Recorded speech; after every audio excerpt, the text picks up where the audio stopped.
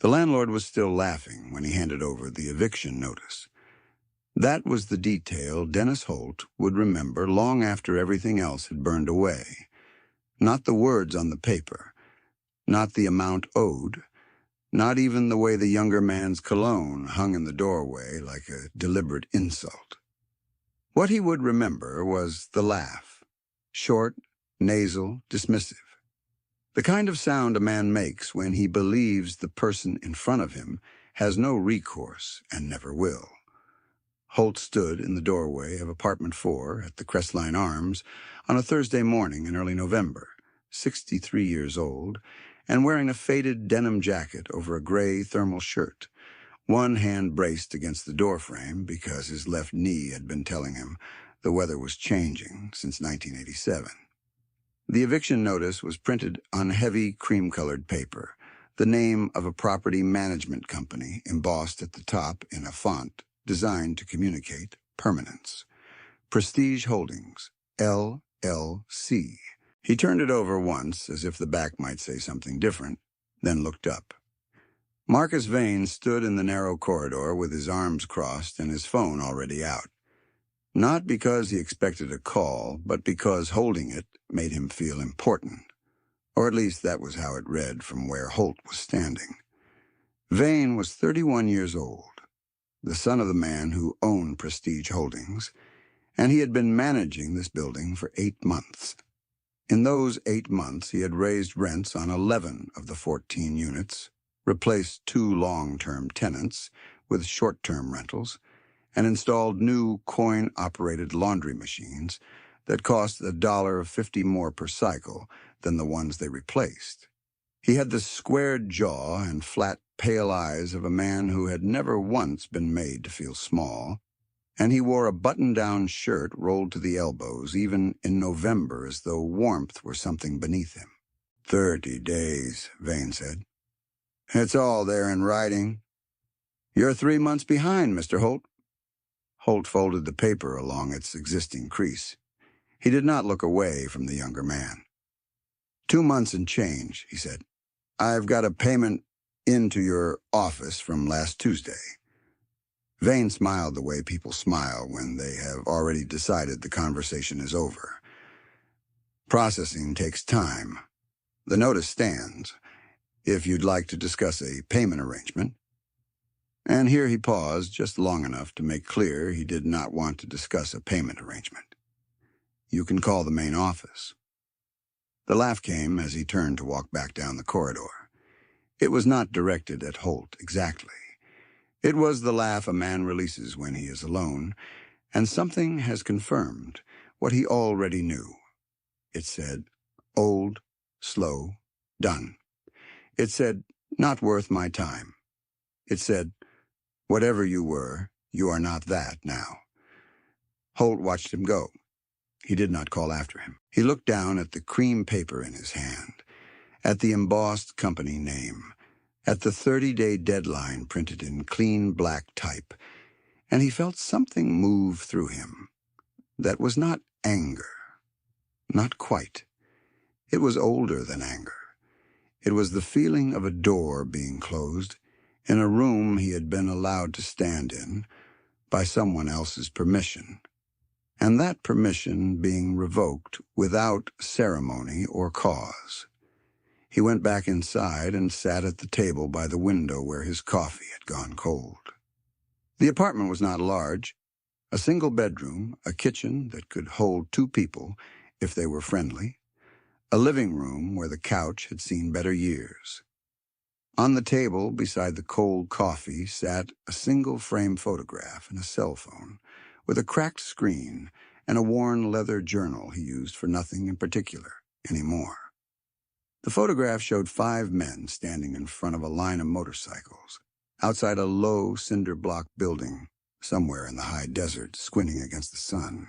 Every one of them wore a leather-cut vest with a patch on the back, a winged skull over the words Iron Brotherhood Monterey, and every one of them was grinning the way men grin when they believe in the thing they have found.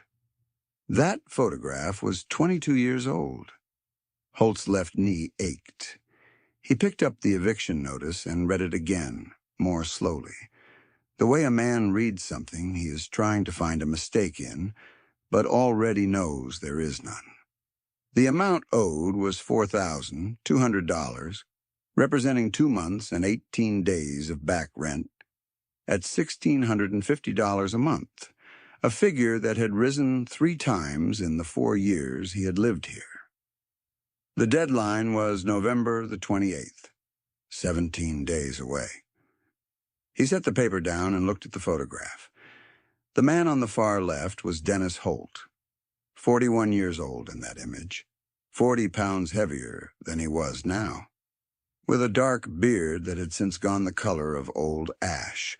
Beside him stood a man called Rucker, who had gotten tall somewhere in his 40s and never quite forgiven the world for it. Beside Rucker stood 2 men Holt thought of as the twins because they had joined the same year and finished each other's sentences, though their names were Petey and Cole, and they looked nothing alike.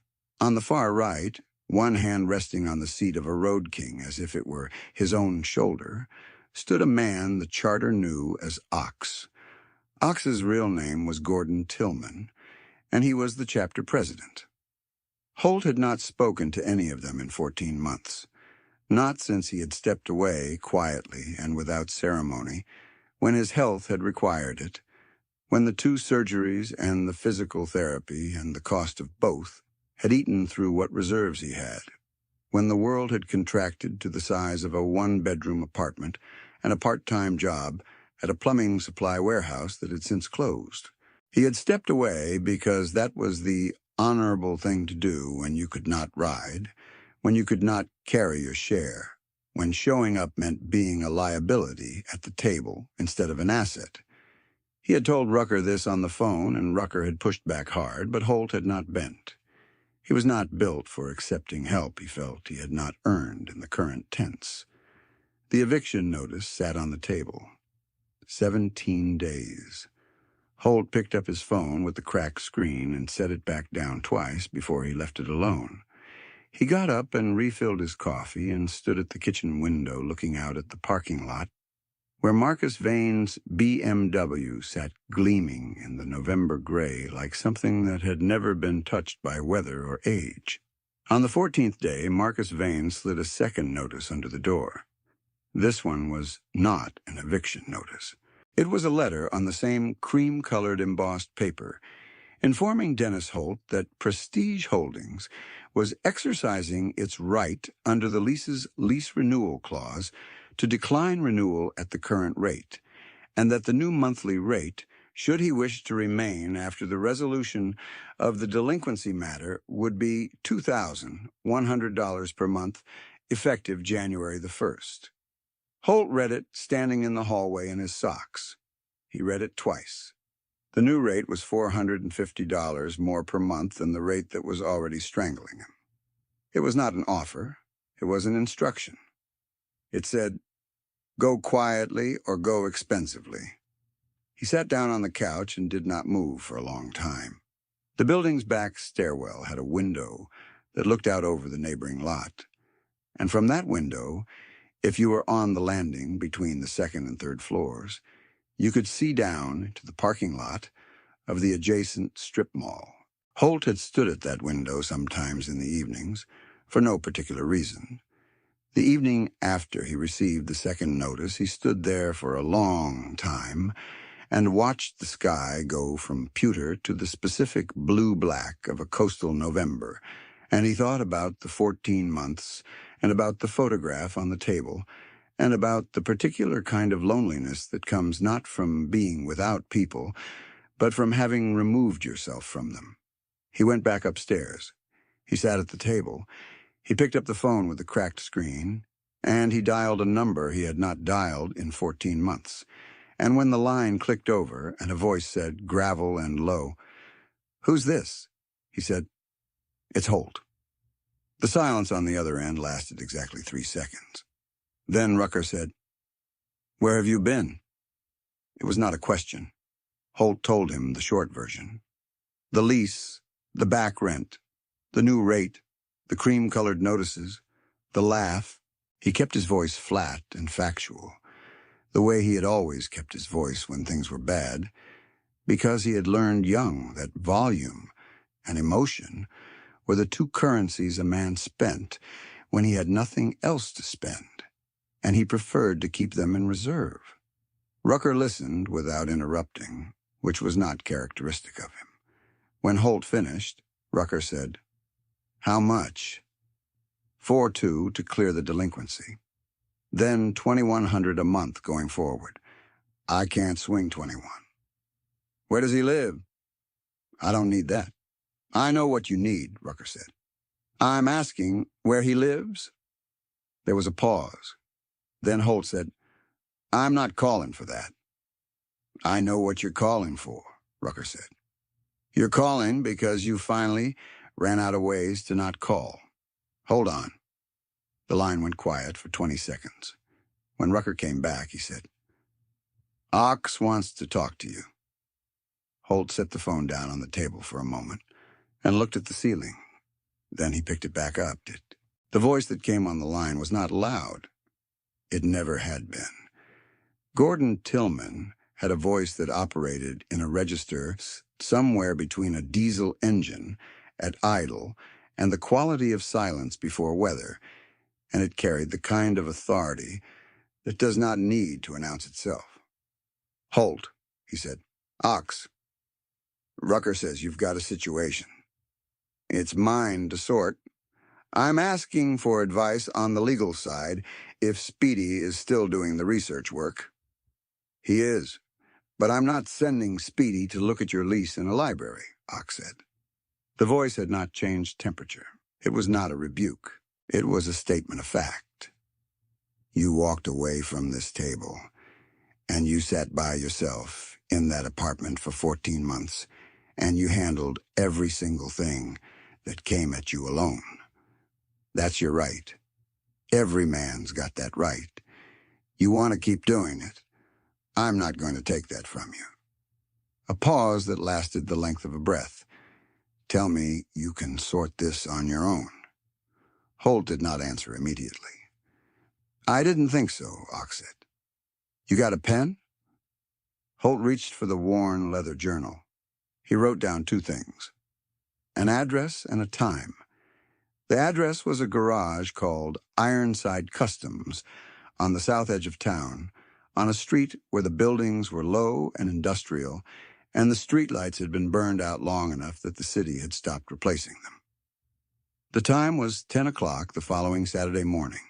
He showed up at 9:50 because that was the kind of man he was.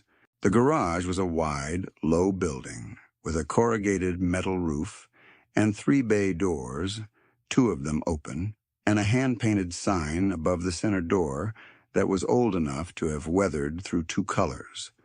The parking lot held 8 motorcycles in a loose row along the left wall, gleaming even in the flat November light. Every one of them was a Harley, and every one of them had a leather saddlebag with a patch on the flap, a winged skull over 3 words. Hull stopped walking when he reached the edge of the lot and looked at those 8 machines for a moment and felt something shift behind his sternum that he had not felt in 14 months. He recognized the shape of it. He did not let it show on his face. A man appeared in the center bay door, tall, wide through the shoulders, a gray beard that came to a point below his collar, a cut vest over a black work shirt with the sleeves cut off at the shoulders despite the cold. The patch on the chest of the vest said Sergeant at Arms. The patch on the back said Iron Brotherhood Monterey with the winged skull centered above it. He was somewhere in his mid-50s with forearms like sections of dock line and a scar that ran from the left corner of his mouth to just below his ear, old enough to be silver at the edges. He was looking at Holt the way a man looks at a wall to determine if it will hold weight. His name was Cole. He was one of the twins from the photograph, though he had not been called that in years, and the man who used to finish his sentences had moved to Flagstaff in 2019 and started a family with a woman who made him give up writing. Cole had opinions about that which he kept to himself. "You look like you lost weight," Cole said. "I did," Holt said. "Doesn't suit you." Holt walked into the garage. Inside, the space smelled of motor oil, worn rubber, and something faintly chemical from the parts cleaner station along the back wall. Two men Holt did not recognize were working on a disassembled engine at the left bench, not looking up.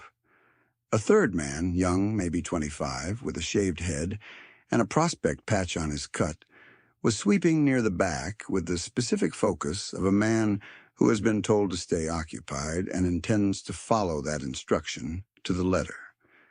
Behind the center workbench, on a high stool, sat Gordon Tillman. Ox had not gotten smaller. That was the first thing Holt registered.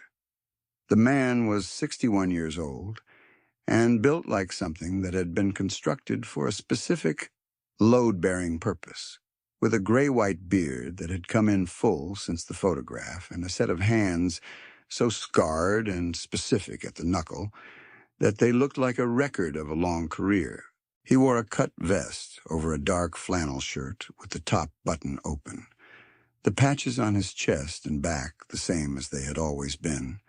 The winged skull looking out from behind his left shoulder, with the flat patience of a thing that has never needed to hurry. He was reading something on a tablet when Holt walked in, and he did not put it down immediately. He finished whatever he was reading, set the tablet on the bench, and looked up. "You're early," he said. "I'm on time," Holt said. The corners of Ox's eyes moved in a way that was not quite a smile. "Sit down."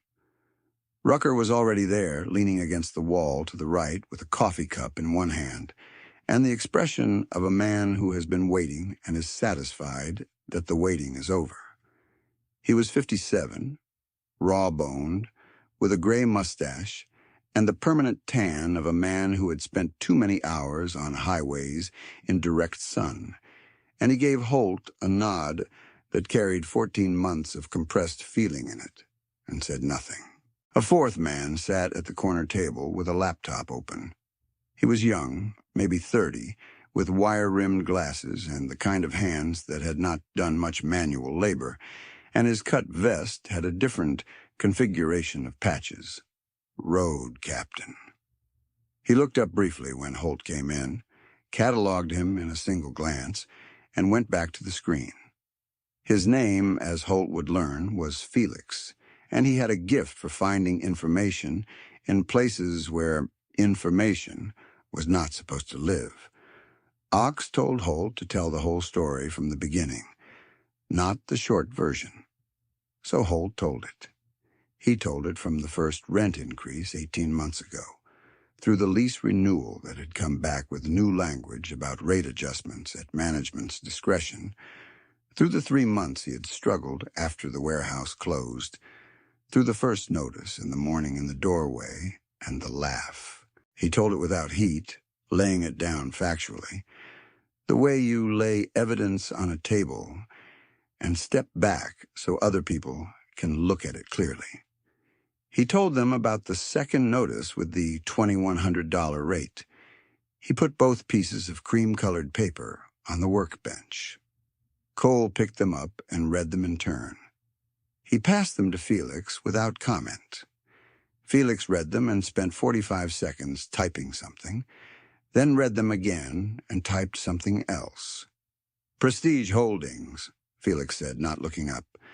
"Marcus Vane is listed as property manager. The owner of record for the LLC is his father, a man named Gerald Vane. The Crestline Arms is one of 9 residential properties under the Holdings umbrella." He paused. 7 of the 9 have had lease renewals decline for long-term tenants in the past 26 months. Rucker made a sound low in his throat. "That's a pattern," Cole said. "It's a strategy," Felix said. "Long-term tenants pay below market. Short-term or new tenants pay current market. If you need to move 12 people out to charge new rates, You find 12 reasons. He looked at Holt for the first time since the beginning. The 3-month delinquency. Is that accurate? 2 months and 18 days. You sent a payment last Tuesday. 1,200.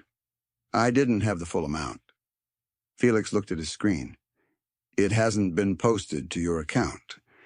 It's been sitting in a processing queue since Tuesday. The garage was quiet for a moment. The 2 men at the left bench had stopped working and were listening. The prospect near the back had stopped sweeping. They're holding it to keep the delinquency active, Felix said.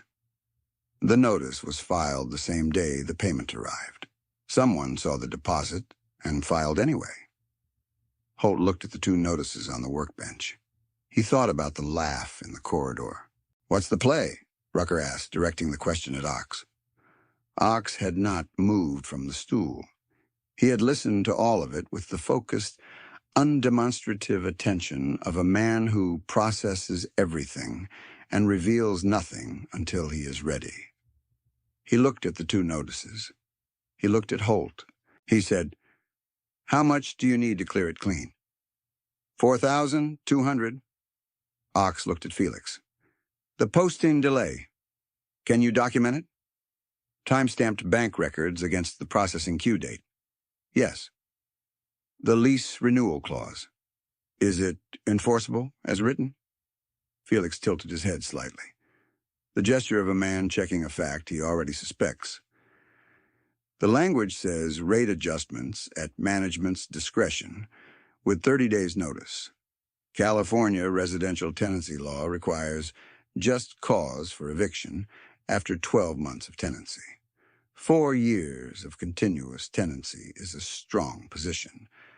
The delinquency notice gets complicated if the payment was received before the filing date and deliberately held. He paused again. Deliberately held is the part that requires documentation. Get the documentation, Ox said. Felix closed his laptop and opened it again to a different window. Cole set the notices back on the workbench and looked at Holt with an expression that contained neither pity nor theatrical warmth. It was a flat, measuring look. The money, he said. The 4-2. Can you service a loan? Holt straightened. I'm not taking club money. I didn't ask if you take it, Cole said. I asked if you could service a loan. There's a difference. The distinction was important, and Holt knew it. He thought for a moment.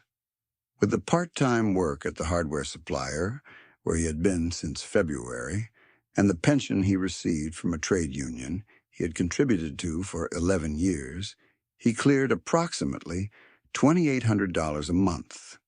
$1,650 in rent left him $1,150 for everything else, which was thin but manageable. The loan repayment on $4,200 over 18 months at a rate he could ask for and not be ashamed of would be approximately $250 a month.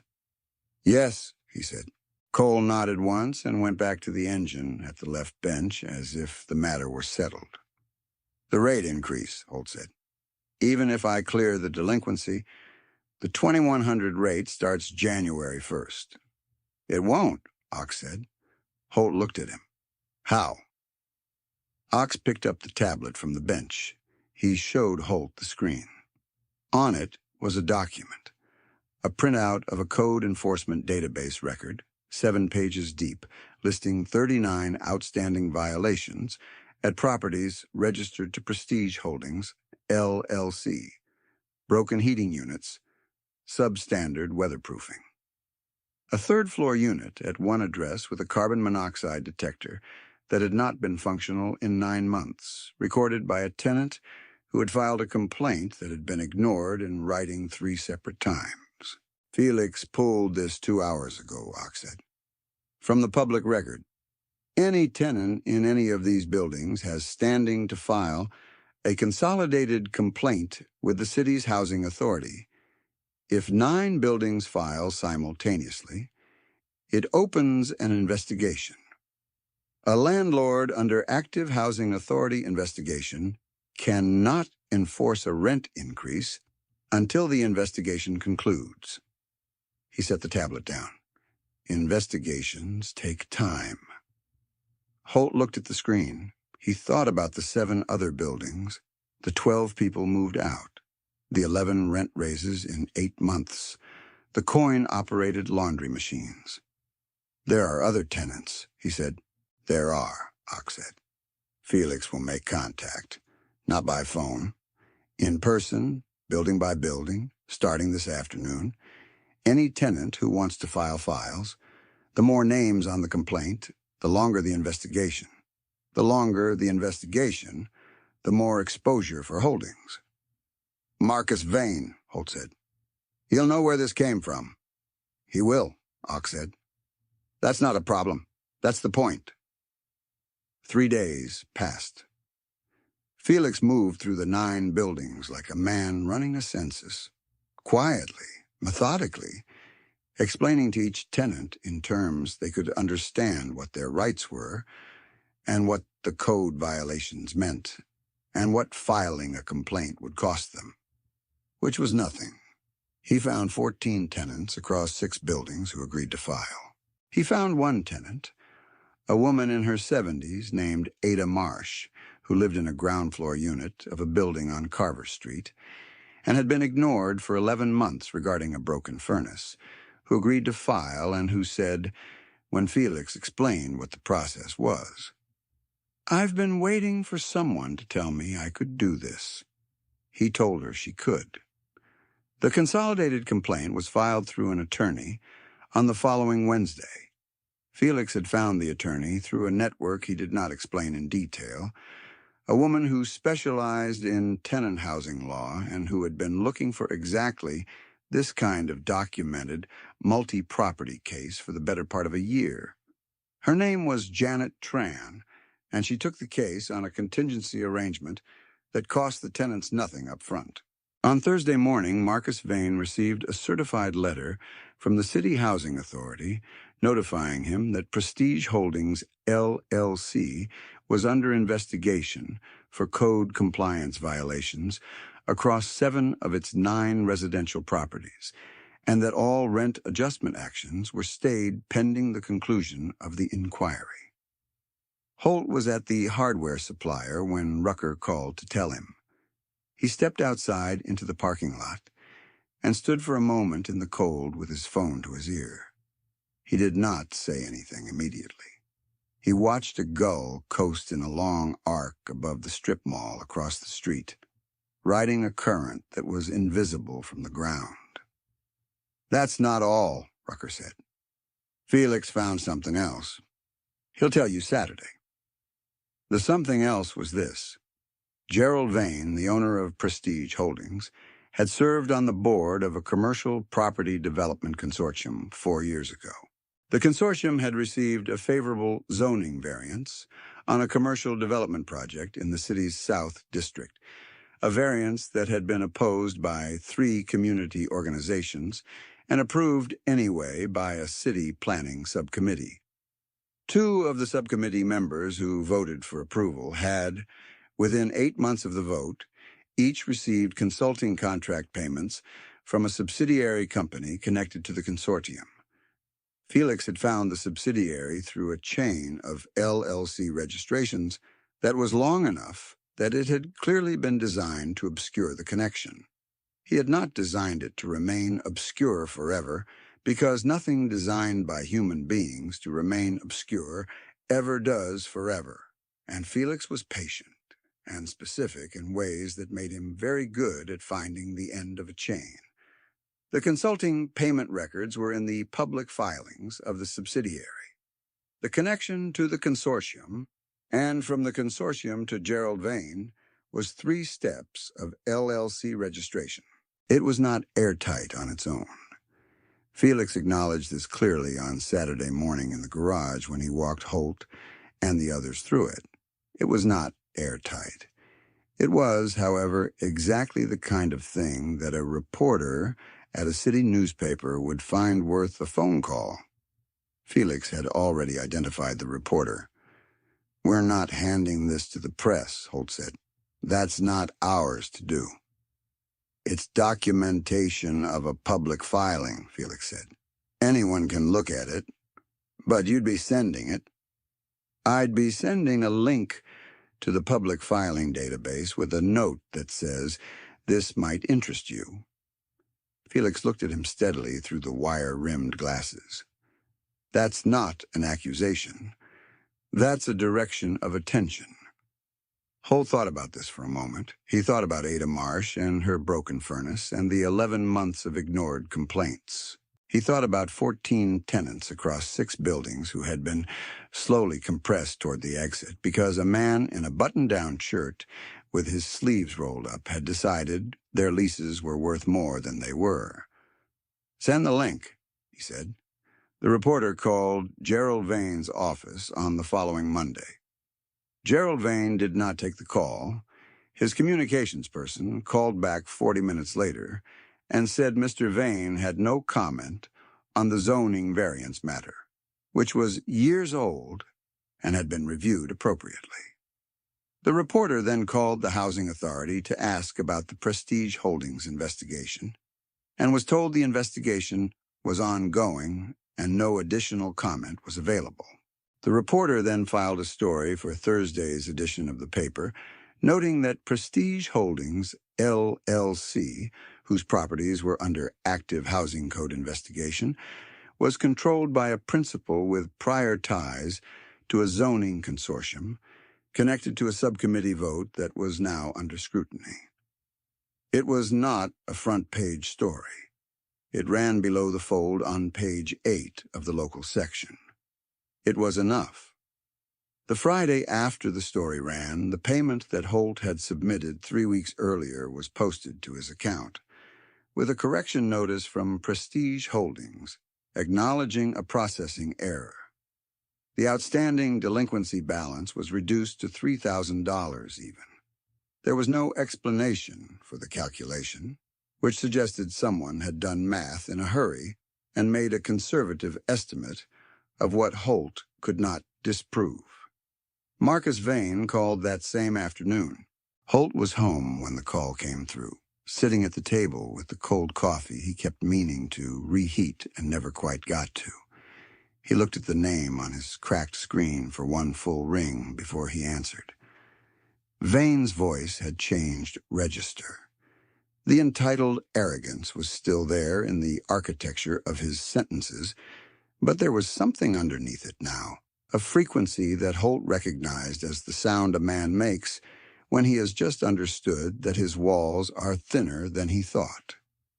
"Mr. Holt," he said, "I wanted to reach out personally regarding the processing issue." "It's been corrected," Holt said. "Yes. And I wanted to address the lease renewal question. Given the circumstances, we'd be open to maintaining the current rate through the next renewal period." A pause. "As a gesture of goodwill."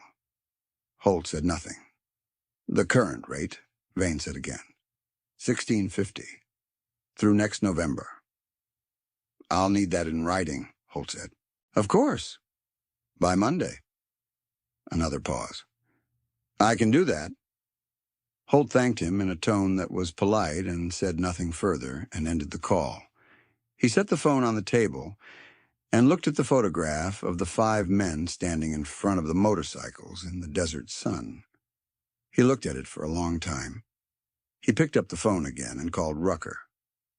"Well," Rucker said, "he's putting 1650 in writing." Rucker made a sound that was satisfaction and contempt in equal measure. "Felix is going to be annoyed he didn't get to send more links." "Tell Felix he did good work," Holt said. "Tell him yourself," Rucker said. "Saturday." Holt was about to say he would think about it. The words assembled themselves in his mouth the way they always had. The careful deflection, the polite distance. He held them there for a moment, and then he did something he had not done in 14 months. He let them go without saying them. "What time?" he said instead. 10, Rucker said. "You know where the garage is?" He did. The morning Marcus Vane arrived at the Ironside garage was a Saturday, in late November, cold and gray and still, the kind of morning where sounds carry farther than they should. He did not arrive alone. He arrived with a man in a suit who carried a leather portfolio and had the quiet, efficient bearing of a lawyer or a professional fixer, one of those men whose entire function is to find the exact language that converts a threat into a negotiation. Vane had clearly spent the intervening week doing homework, because he no longer wore the button-down with the sleeves rolled up. He wore a jacket. He had done his research about who he was dealing with and had decided to look like a man who takes things seriously. He had done only part of the homework. He walked into the lot and stopped when he saw the motorcycles. There were not 8 this time. There were 19. They were arranged in 2 rows along the left wall with military precision, chrome catching the flat November light, and the men who rode them were standing between them and the garage door in a loose formation that was not aggressive in any theatrical sense, but that communicated, with absolute clarity, the concept of mass. They ranged in age from late 20s to mid-60s. Every one of them wore a leather-cut vest with a winged skull on the back. The patches on the back all said the same thing. Every set of eyes in the formation was on Marcus Vane. Cole stood at the front of the formation, with his arms at his sides and his scar catching the light, and his sergeant-at-arms patch reading plainly at chest height. He did not say anything. He did not need to say anything. He was the kind of man whose silence is itself a statement.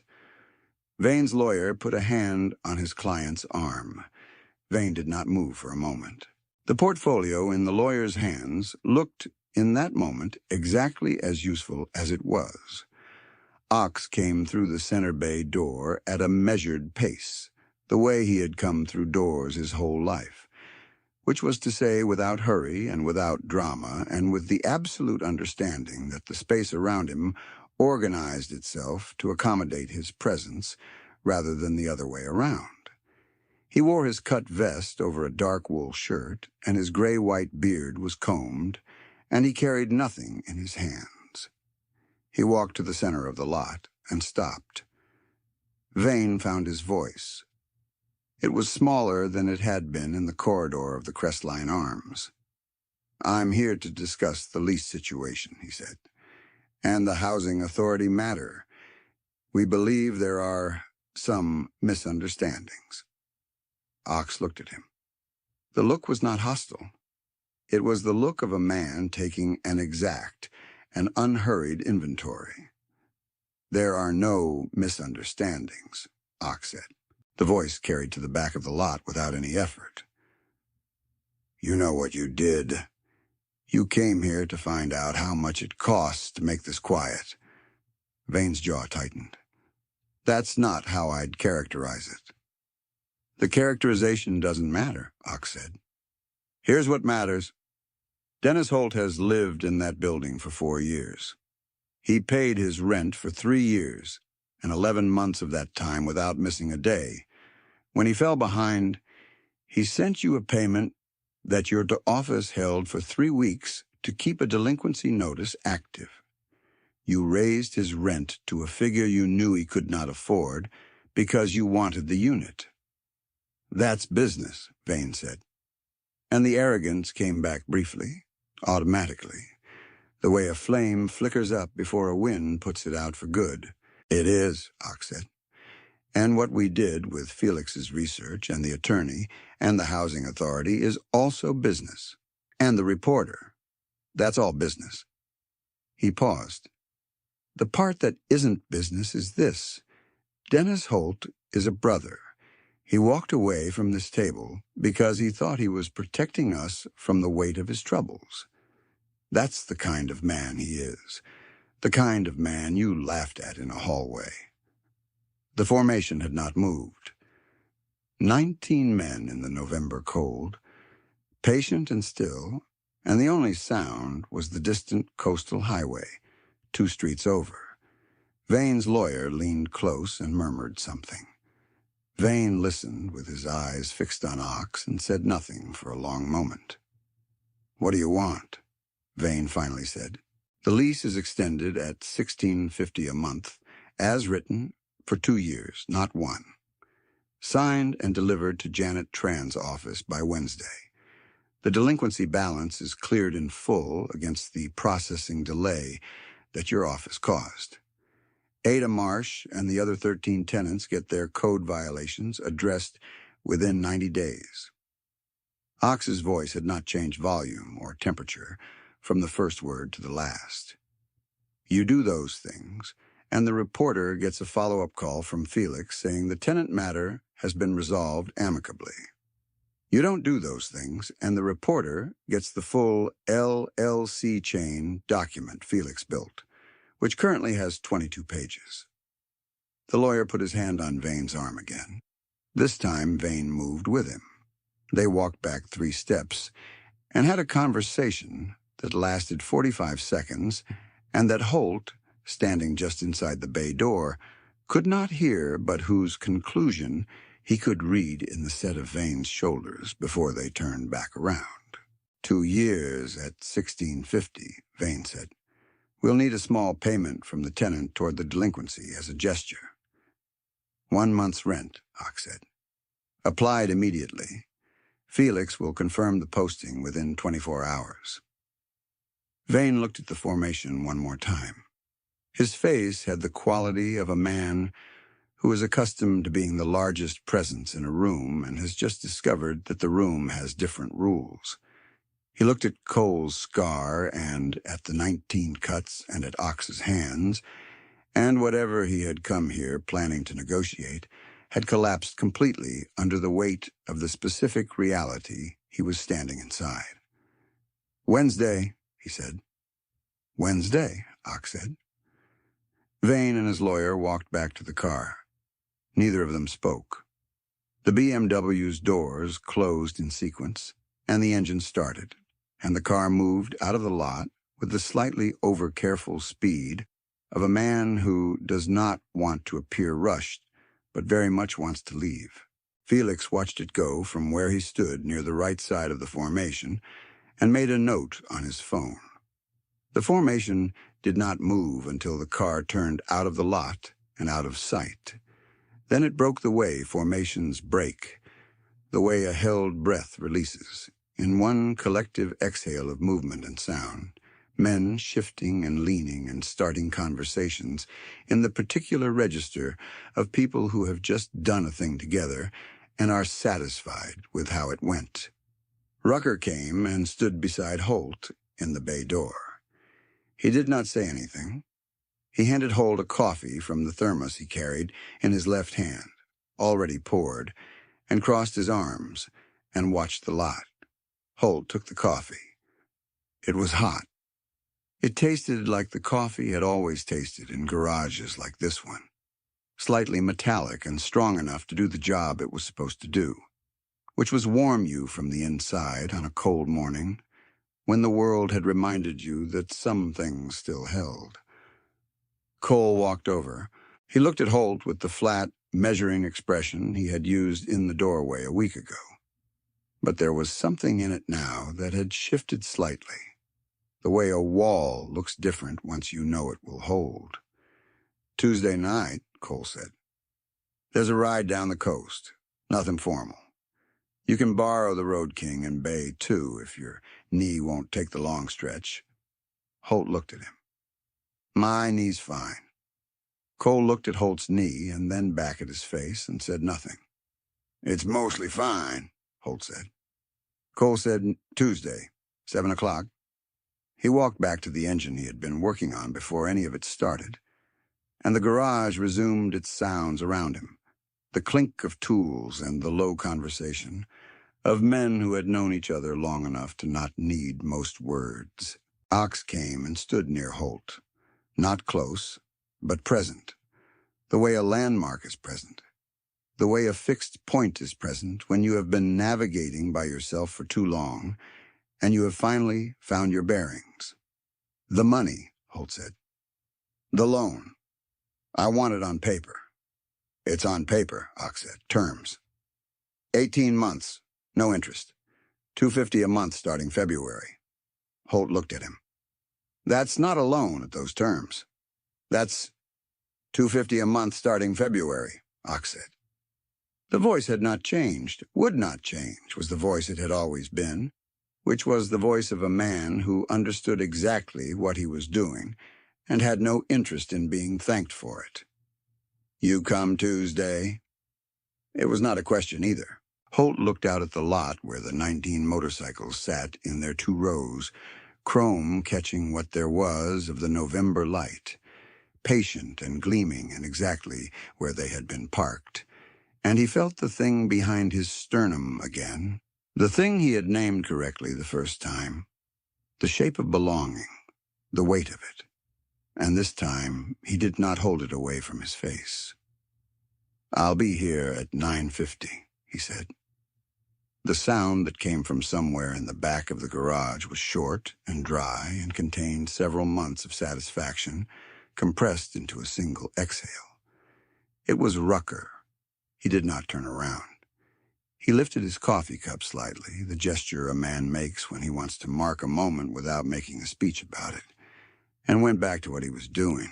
On Tuesday evening, Holt rode the coast highway with 18 others, the road king beneath him, steady and low and responsive in the way machines are responsive when they have been cared for by people who understand them. The highway ran between the mountains and the ocean in the dark, and the headlights of the formation cut through the coastal fog in 19 separate lines that looked, from above, like the lights of a thing moving with purpose and direction, and the particular kind of grace that comes from many parts, knowing exactly what they are part of. The salt air came in off the water and cut through his jacket, and he breathed it in and held it and let it go. In the days that followed, the lease documents arrived at Janet Tran's office on Wednesday morning, exactly on schedule. All 14 tenants received written notices from Prestige Holdings acknowledging the code violations and scheduling repair work. Ada Marsh's furnace was replaced on the following Thursday. A crew of 2 men who came at 8 in the morning and were done by noon and left without incident. She called Felix afterward to say thank you, and Felix, who was not accustomed to being thanked in that particular register, wrote the number down in his contacts under her name and told her to call if anything else came up. The delinquency cleared from Holt's account on Thursday. He transferred $250 to the chapter's account on the 1st of February, and every 1st of the month after that for 17 more months, and on the day he made the last payment, he called Rucker first, and then Ox, and said the number, and nothing else. And Ox said, good, and went back to whatever he had been doing, which was the right response and the only one Holt had ever wanted. The framed photograph stayed on the table by the window where the coffee went cold. But on the day after the Tuesday ride, Holt moved it from the table to the shelf above the kitchen window, where the light from the parking lot could reach it in the evenings, and where he could see it from the couch. He did not think of it as the past anymore. He thought of it as a coordinate, a fixed point he had lost sight of for 14 months, while he convinced himself he was protecting the people in it by staying away. He poured his coffee one morning 2 weeks later, still hot for once, and stood at the kitchen window with it and looked out at the parking lot. The BMW was gone. Marcus Vane no longer managed the Crestline Arms. A property management company had taken over 3 weeks after the investigation commenced, staffed by people who returned calls and posted payments within 24 hours and did not laugh in hallways. The lot held the ordinary cars of ordinary tenants, and the morning light was flat and gray and coastal and ordinary. Holt took a long drink of his coffee. Outside, on the street below, an engine turned over and settled into an idle that was not ordinary at all, that rolling, patient, particular sound of a Harley at rest, waiting. He knew, without looking, who it was. He knew the sound of that specific machine from 40 yards away. Cole had parked at the curb below at exactly the time he had said he would, and was waiting at exactly the speed he always waited, which was the speed of a man who will not be there forever, but will not leave before you are ready. Holt drained the coffee. He set the cup in the sink and picked up his jacket from the chair by the door and shrugged it on. He checked that his key was in the right pocket. He pulled the door shut behind him and heard the lock catch, clean and solid, the sound of a door that belongs to a space that is yours and will still be yours when you come back to it. He took the stairs at a measured pace, his left knee disagreeing only slightly with the third step down, the way it always disagreed with the third step, the way it would probably disagree with the third step for the rest of his life, and he did not mind it. It was the price of a long road, and he had paid it at the time, and had no interest in renegotiating. He came through the lobby door and out into the November morning, and Cole looked up from where he sat on the idling machine with the specific, flat patience of the sergeant-at-arms, not waiting exactly, just present, the way the road itself is present, the way everything ahead is present, already there, already holding the shape of what is coming toward it. Holt pulled the collar of his jacket up. The cold, salt air moved through the parking lot in one long breath of the water. Freedom, when it comes back to a man who lost it for a while, does not announce itself loudly. It comes in through the ordinary details. The weight of a jacket over a thermal shirt on a cold morning. The smell of exhaust and ocean in the same breath. The particular reassurance of a good engine at idle, patient and ready, waiting to carry you somewhere you belong. He walked to the curb and got on. If this story moved something in you, the way real loyalty and earned belonging are supposed to move something, share it with someone who needs to be reminded that the right people find you when you let them.